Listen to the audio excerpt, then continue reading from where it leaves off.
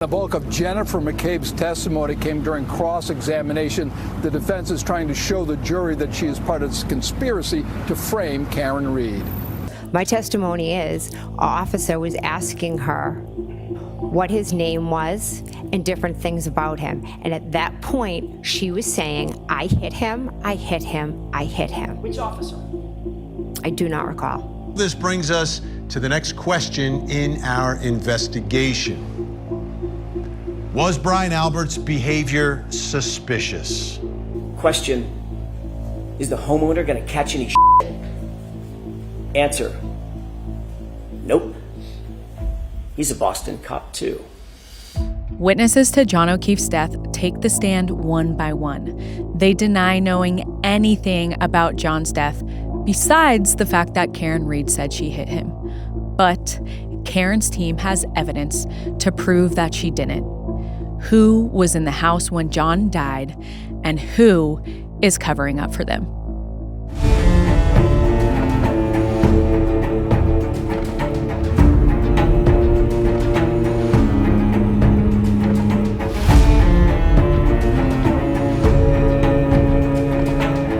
Hi, I'm Katie Ring, a true crime analyst, self-defense instructor, and a fierce advocate for victims. And this is Crime House Daily, your essential true crime companion every weekday, morning and night. Here at Crime House Daily, we will be taking an investigative approach to true crime. We stay on the cases and trials making headlines now, where justice is still in motion, arrests are still being made, and where new evidence is still coming to light. This is a Night Watch episode, our evening show that takes you even deeper into today's biggest crimes. And if you haven't already, make sure to subscribe to our YouTube channel at Crime House Daily. Right now, a Massachusetts woman named Karen Reed is trying to get rid of charges in a wrongful death lawsuit from her boyfriend's family. Karen was on trial earlier this summer for the death of a Boston cop named John O'Keefe. We'll talk about the events leading up to that trial, but today, Karen is still rushing to the finish line. Will Karen Reed finally be able to move on?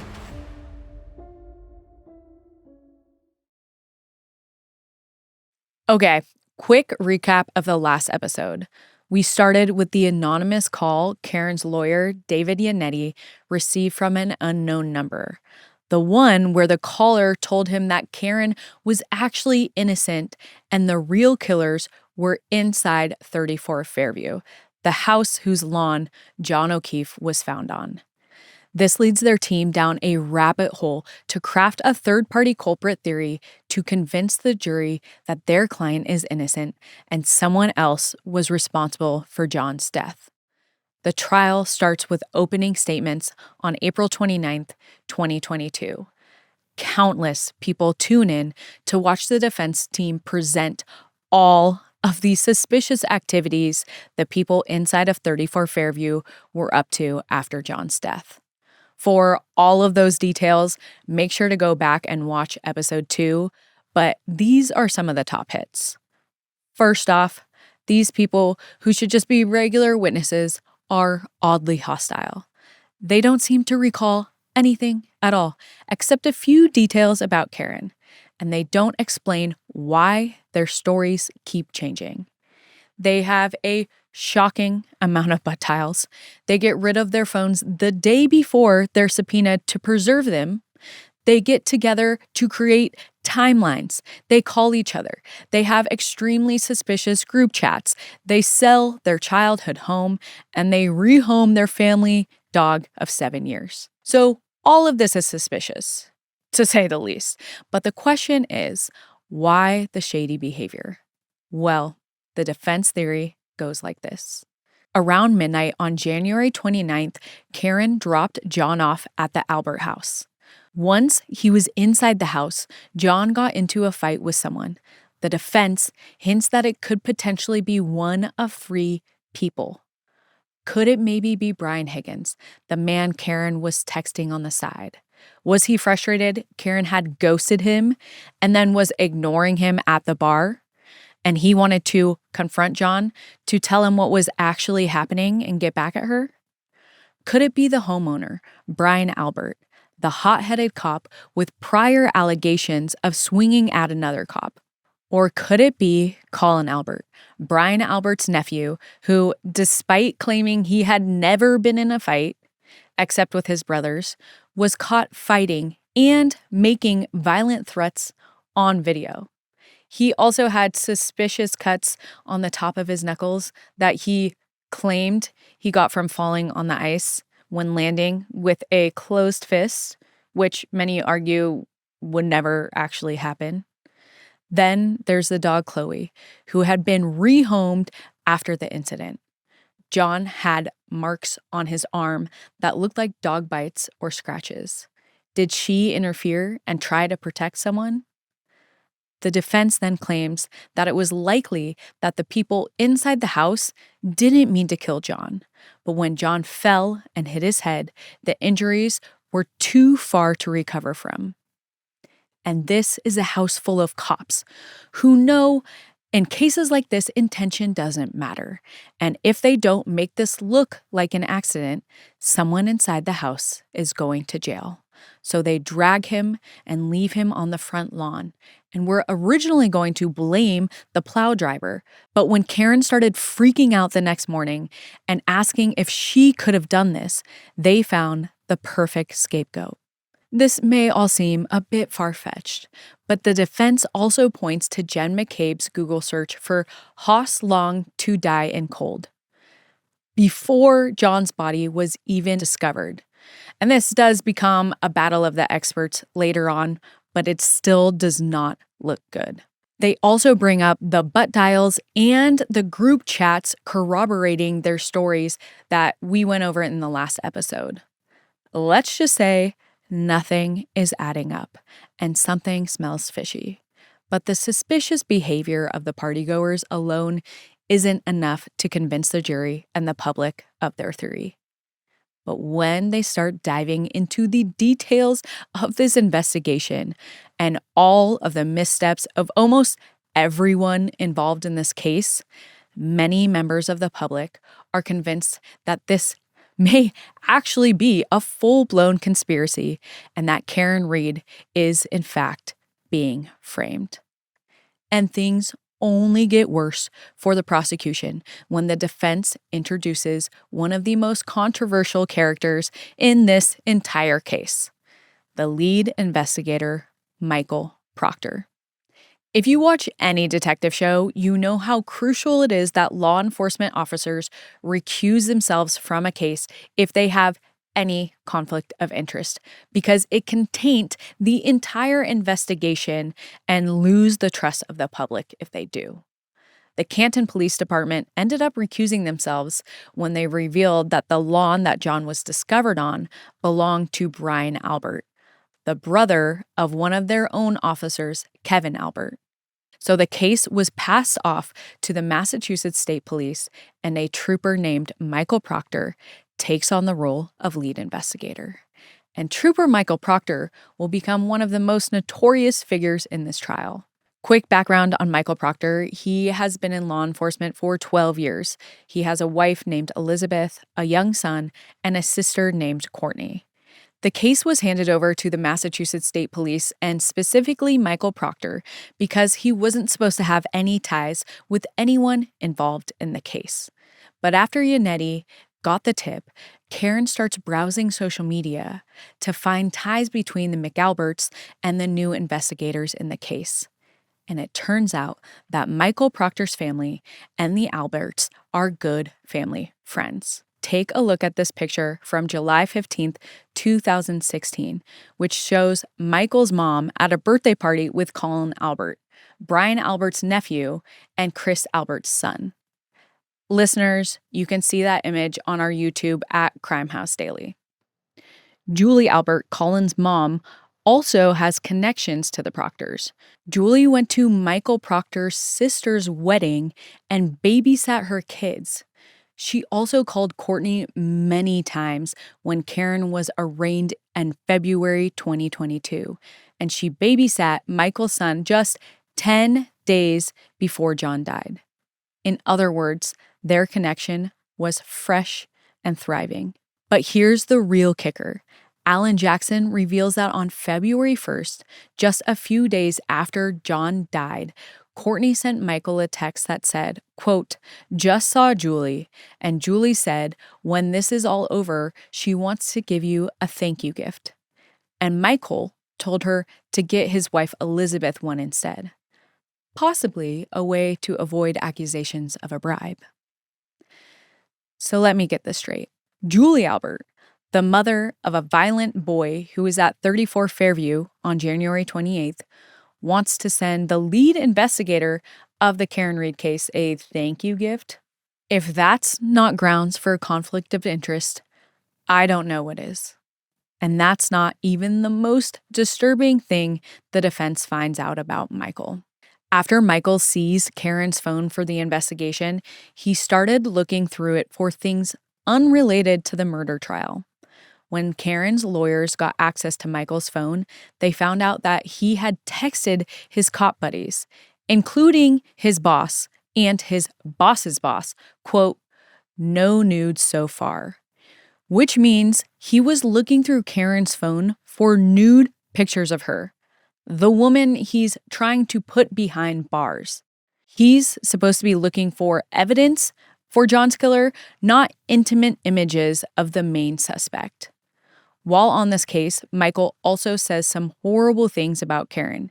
He called her a, quote, "nutbag" and a, quote, "whack job C-word." He also said that Karen has no butt, and he makes fun of her for having Crohn's disease and multiple sclerosis. Just when it seems like things can't get any worse, it does. The defense brings up a truly diabolical text Michael Proctor sent to his sister that completely ruins his credibility. He said, quote, "Hopefully she kills herself."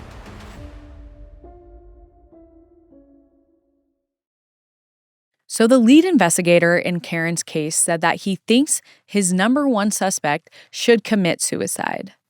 That's not a comment that the defense takes lightly. During his testimony, Alan asks Michael to read the horrible things he said about Karen out loud in court. Let's listen to it. A person by the name of Doc writes, "Is that chick a smoke?" Correct? Correct. Who's the chick? Miss Reed. And you write E-H, right? Yes. And then you write nutbag, as Chief would say, correct? Correct. Who's Chief? A friend of mine. And then you write what? She's got a leaky balloon knot. Trooper Proctor, explain to the jurors what a balloon knot is.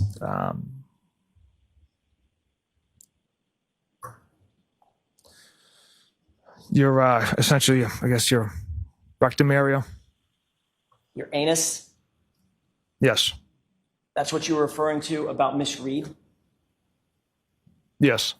After the trial, Michael did an interview with ABC and tried to clear up his name. He says this.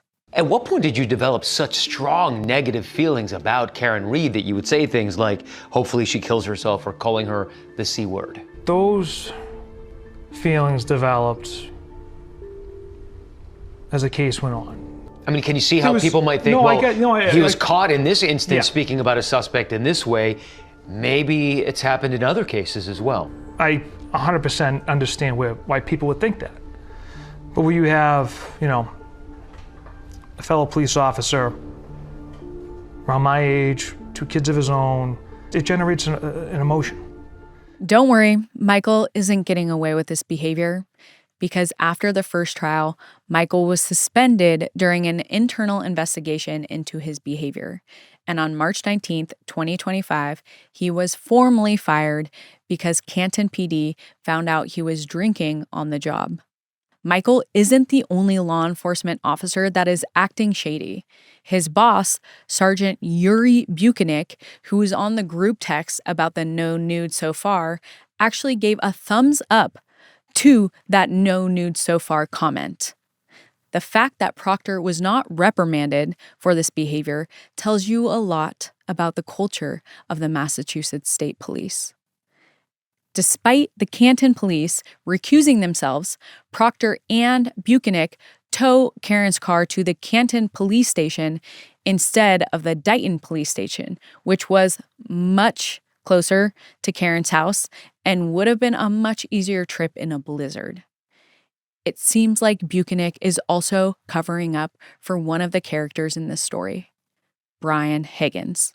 He warns Higgins that if anything in his text messages with Karen or the victim was edited, they would know because they have both of their phones, and he would get in trouble. In a very odd back and forth with the defense on the stand, he also refuses to admit that the texts between Higgins and Karen were flirtatious, despite being obvious to everyone else that they were very flirtatious. In another tense cross, he also refuses to admit that Proctor was the lead investigator and goes as far to say that they don't even have lead investigators. More witnesses take the stand throughout the course of this 8-week-long trial, and the jury is presented with a lot of conflicting evidence as a prosecution and defense battle it out. Now here's where we'll pick up where we left off. As a reminder, Higgins is a federal ATF agent who lived in Canton, Massachusetts, the city of the alleged crime. He was flirting with Karen behind John's back, and he was at 34 Fairview the night before John was found dead on the front lawn. The defense establishes that Higgins has a motive to kill John. He was attracted to Karen, John's girlfriend. The morning of January 29th, Higgins did a few weird things, to say the least. One, he was one of the guys who claimed he butt dialed with his friend Brian Albert, the homeowner, at 2:22 in the morning. Two, he went to the police station where Karen's car was taken in as evidence on his day off. He got there about 90 minutes after the SUV was brought to the garage. Higgins testifies he was just using the garage as a cut-through path and that he didn't look at Karen's car. But it turns out Higgins had actually been at the station earlier that night. To get the full story, Alan Jackson turns to Sergeant Yuri Buchanan, Michael Proctor's boss, who is helping with this investigation. Buchanan testifies that he recovered video from the Canton Police Department that shows Brian Higgins at the station very early in the morning that John died. For those of you listening, you can check out this video on our YouTube page at Crime House Daily. Keep in mind that this surveillance footage wasn't presented as evidence in the 2024 trial, so this is new evidence. The video is set at 1:30 a.m. on January 29th, 2022, which means that Higgins, after a night of drinking, headed directly to the police station. And for reference, that's about 4.5 hours before John's body was discovered. And if you ask me, Higgins is acting super shady. You can see him roaming around the station with his hoodie pulled up over his head like he doesn't want anyone to recognize him. First, we see Higgins walk up to the Sallyport lot. Then we see him stroll through the station's hallway with his hands in his pockets. We also see him leave the station while talking on the phone, despite claiming he never talked on the phone.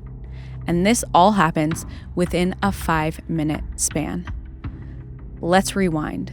In the 2024 trial, Alan asked Higgins why he was at the station the morning John died. And Higgins said he was there to move 2 cars. But after playing the surveillance footage for the court in the 2025 trial, Alan points out the obvious. In the few minutes Higgins spent at the station, he never moved any cars. We're not done with Brian Higgins yet. Alan asked Buchanan why he didn't seize Higgins' phone later on January 29th, especially since the footage shows Higgins using it that morning. Buchanan doesn't have any answer for that. In fact, the contents of Brian Higgins' phone will never be known because he disposed of it the day before he was subpoenaed to preserve it. Remember, we mentioned in the last episode that on January 30th, 2022, a day after John died, Higgins paid a visit to the FBI forensic lab to pull information off his phone, which is against federal law. You cannot use federal resources for personal gain. Higgins not only tried to pull info off his phone, he got rid of it altogether. He even went to a military base to throw it away because allegedly a target of one of his investigations found his personal cell phone number online. And Higgins isn't the only one who got rid of his phone in the aftermath of John's death. Another character both Proctor and Buchanan seem to be ignoring, or maybe potentially covering for, is Brian Albert. We talked about him in the last episode because he is the owner of the house that John was found dead in front of. Brian is a Boston police officer, and remember, like his friend Brian Higgins, Brian Albert also got rid of his phone and upgraded it the day before he was subpoenaed to preserve it. This is also the Boston cop Proctor was referring to in his text with his friends when they asked if the homeowner was going to catch shit, and he replied, "Nope, homeowner is a Boston cop too." If this was anyone else's house, there is no way they wouldn't have asked to search the house. Presumably, since Albert was a Boston cop, they never once asked to search his house. Albert was not suspected despite coincidentally trading in his phone a day before the court ordered him to preserve it. He testified that he upgraded his old cell phone and traded it in for a new one on September 22nd, 2022. And conveniently, that upgrade erased all the data on his phone and set his phone back to factory settings. But it is also something that looks very suspicious given the circumstances. We know from the last episode that after John's death, Brian Albert also got rid of his dog Chloe, but he didn't stop at that. He got rid of his whole house. He put 34 Fairview on the market 10 months after John died. He basically got rid of the entire crime scene. He says this had nothing to do with the crime and that he and his wife, Nicole, had been considering selling for a while. And finally, Brian is questioned about why he didn't go outside of his house the morning Karen Reed found John on his lawn, even when Karen was screaming loud enough to wake up the neighbors. Well, at least that's what Matt McCabe said to his wife when she showed up to their house first. And the police and firefighters were right below his window where all of this commotion was going on, and he still stayed inside. He claimed that he slept through all of it, but the defense thinks he just didn't want to get caught. It's not far-fetched that cops would cover for a fellow officer, but there is another key witness introduced, and her name is Katie McLoughlin. And she is one of the first responders who came to 34 Fairview on January 29th when Jen McCabe called the police. During the first trial, she testified that she heard Karen say, "I hit him, I hit him, I hit him," when she found John's body. And this is the first time we ever heard that phrase. She was only 27 years old when she responded to Jen's 911 call and seemingly doesn't have any affiliation with the family. So she has no reason to help protect or lie for this family, right? Well, at least that's what we think, until Jackson starts crossing her. Coincidentally, Katie is about the same age as Brian Albert's daughter, Caitlin Albert. Katie McLoughlin testifies under oath that she just knows a girl named Caitlin Albert. But they weren't just high school acquaintances, they actually ran track together. And on the stand during the second trial, Katie testifies that she had known Caitlin for 6 years, but again denies that they had a personal relationship. And that's when the defense shows a picture of Katie and Caitlin at a baby shower together in June 2021, just 8 months before John died. This means that they stayed in touch after high school and remained close. So, is Katie telling the truth? The defense even suggests that she committed perjury, meaning she lied on the stand. At this point, Karen's team has built a pretty solid argument for their third-party culprit theory. They're arguing that someone inside of 34 Fairview killed John, and that someone outside 34 Fairview is trying to save face for them. But I want to go back to the crime scene because the investigation could have a lot of clues as to what happened to John. On January 29th, 2022, the police went to Karen's parents' house to formally interview her after John died. We talked about this in episode 1, so if you want to revisit the events leading up to Karen's arrest, make sure to go back and check out that episode.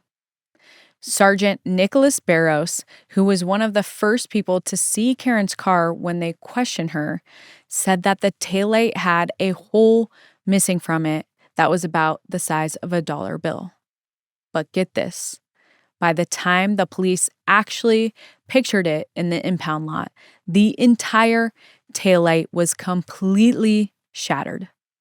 Pieces of red and clear plastic were missing.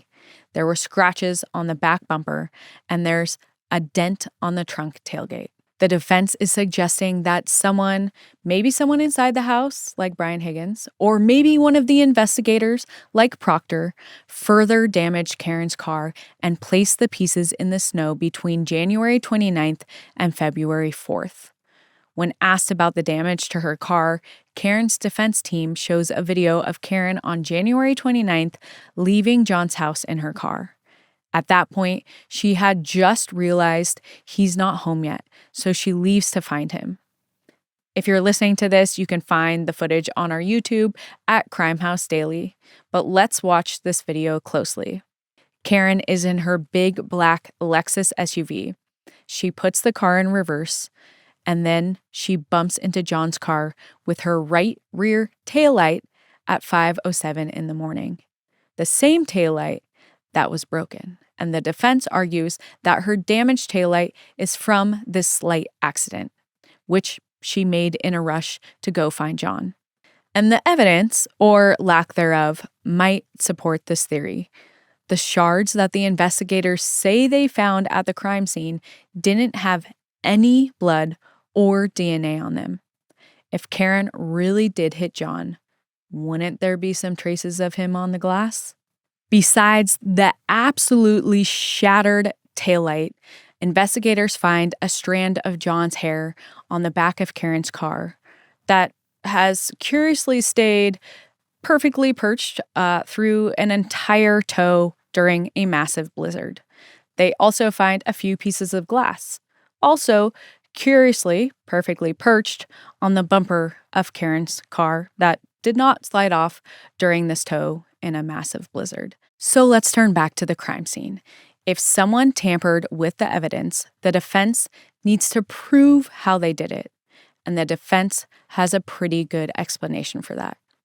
On January 29th, investigators at 34 Fairview spent a couple of hours trying to find evidence that might help them figure out what happened to John.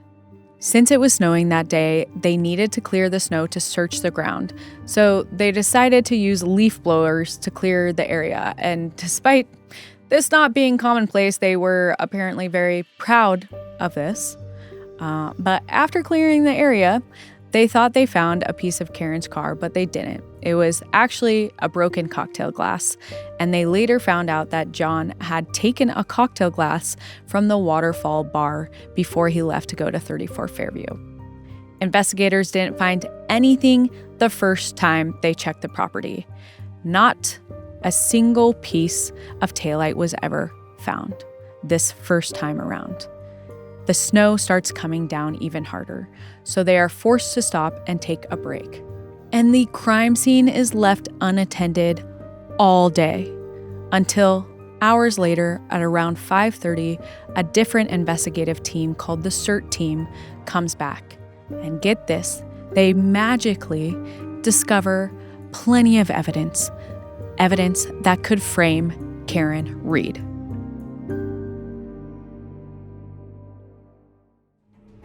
Tomorrow, we'll find out what the CERT team finds in the second search. Is the evidence enough to convince a jury of Karen's guilt? Find out in part 4 of our coverage in the Karen retrial. What do you guys think? Is the third-party culprit theory enough to convince 18 people that Karen is being framed, or is it too much conjecture? In the meantime, make sure to drop your facts, theories, and anything you have in the comments below. I want to hear it all. And what should we cover next? Tell us at CrimeHouse247 on TikTok and Instagram, and subscribe to our YouTube at Crimehouse Daily. For ad-free listening and more, join Crimehouse Plus on Apple Podcasts. Until then, you stay curious and I'll stay on the case. We'll see you tomorrow.